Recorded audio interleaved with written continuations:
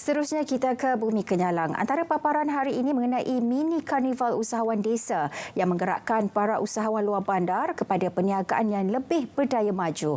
Perinciannya kita langsung saja bersama Vanessa Mering di Kuching. Silakan V. Ya, terima kasih Zahira. Kira-kira 30,000 pengunjung dengan jumlah jualan RM300,000 disasarkan pada Karnival Usahawan Desa Mini KUD yang berlangsung bermula hari ini hingga 4 Februari di halaman Samarahan, Kota Samarahan. Program anjuran Kementerian Kemajuan Desa dan Wilayah KKDW ini turut melibatkan 5 agensi di bawahnya iaitu MARA, Felkra, Kemas, Risda dan Perda selain mendapat kerjasama Pejabat Residen Bahagian Samarahan dan Majlis Perbandaran Kota Samarahan.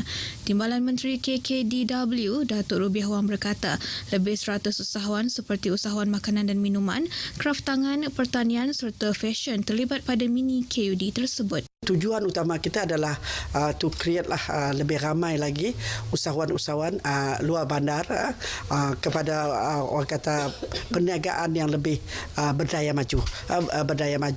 Di samping kita menyediakan platform marketing, begitu juga dari sudut kita memastikan teknologi baru khasnya dari sudut pendigitalan diambil penekanan oleh usahawan-usahawan kita.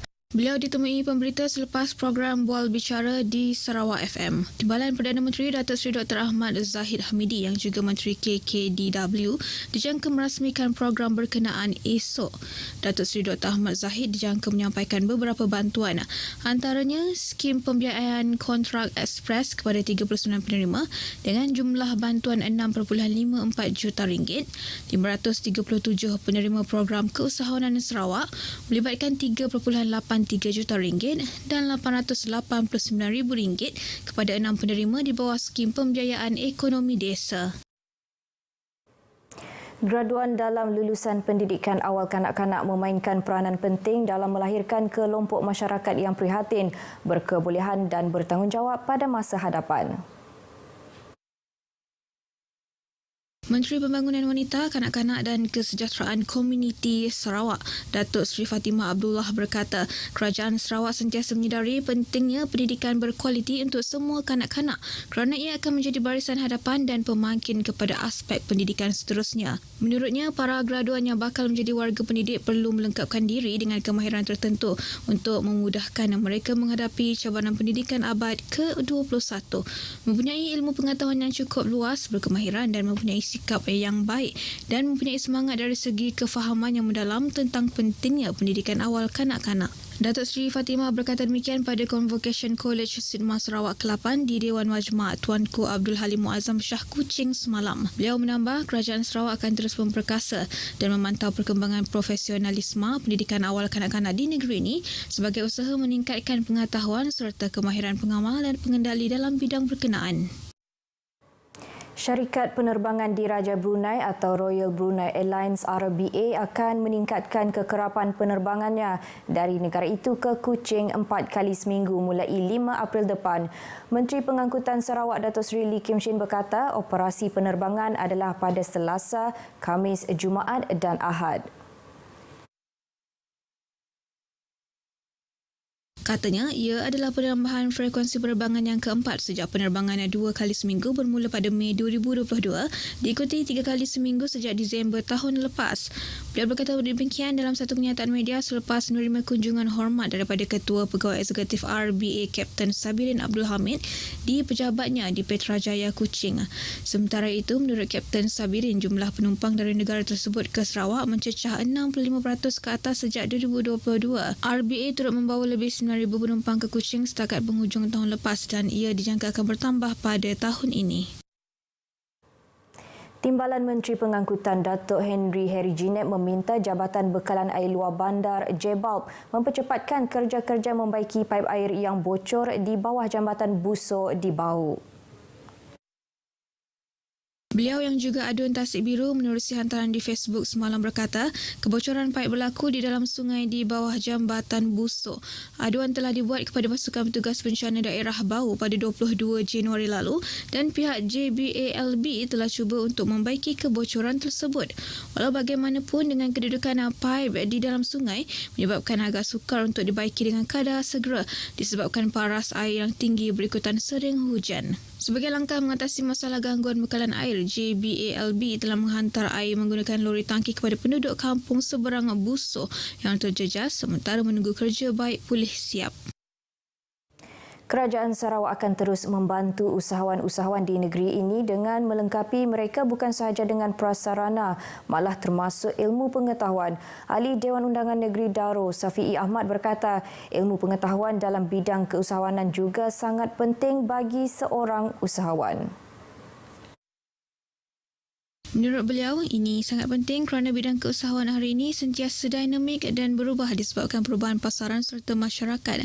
Maka perkara ini dapat diatasi dan diimbang apabila peserta usahawan ini dibekalkan dengan ilmu pengetahuan terkini yang sesuai dengan masa kini. Beliau percaya perniagaan usahawan ini akan berterusan walaupun perubahan zaman yang berbeza, pendekatan yang berbeza, keperluan yang berbeza. Safi'i ditemui media selepas menyempurnakan majlis penyerahan bantuan keusahawanan mobil kios program peningkatan usahawan Bumi Putra di Dewan Masyarakat Daro baru-baru ini. Ini merupakan satu program peningkatan usahawan Bumi Putra yang berbentuk geran mobil kios kepada usahawan kecil Bumi Putra di kawasan Matu dan Daro untuk membantu dan meningkatkan taraf perniagaan mereka. Sejumlah 20 unit mobil kios telah diserahkan kepada usahawan yang telah dikenal pasti oleh pihak MD di kawasan ini. Sementara itu, pada majlis sama turut diadakan penyampaian sijil kursus asas keusahawanan dan kemahiran perniagaan anjuran pihak SEDC dan MD.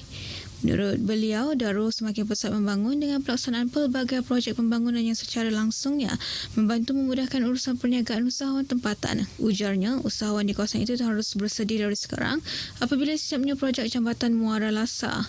Ianya bakal menjadi game changer kepada landscape ekonomi penduduk di kawasan tersebut. Selain itu, projek Anjung Usahawan, bangunan pasar tani tetap dan projek tebingan Sungai Daro juga bakal menjadi tarikan utama. Pendekatan yang interaktif dan menarik penting agar RTM kekal relevan dan menjadi pilihan penonton dan pendengar. Untuk kita menarik minat pendengar-pendengar dan juga penonton kita untuk setia bersama kita. Selain daripada kita melaksanakan program-program turun padang, CSR dan sebagainya, tetapi pendekatan yang lebih interaktif, pendekatan yang lebih trending, pendekatan yang lebih mudah untuk diterima oleh khalayak, mudah dan cepat, itulah yang penting. Beliau berkata demikian pada perjumpaan bersama warga kerja RTM Sibu sempena lawatan kerja ke Sibu dan Kapit di RTM Sibu hari ini. Beliau memuji keberadaan RTM Sibu ataupun Sibu FM yang sentiasa dekat di hati pendengar, bukan sahaja di Sibu tetapi juga di luar Sibu. Katanya dengan kaki tangan yang sedia ada, RTM Sibu telah membuktikan segala program dapat dilaksana dengan jayanya. Perjumpaan jelang kali bersama RTM Sibu, beliau turut berkesempatan beramah mesra dan mengambil maklum beberapa perkara daripada petugas RTM Sibu.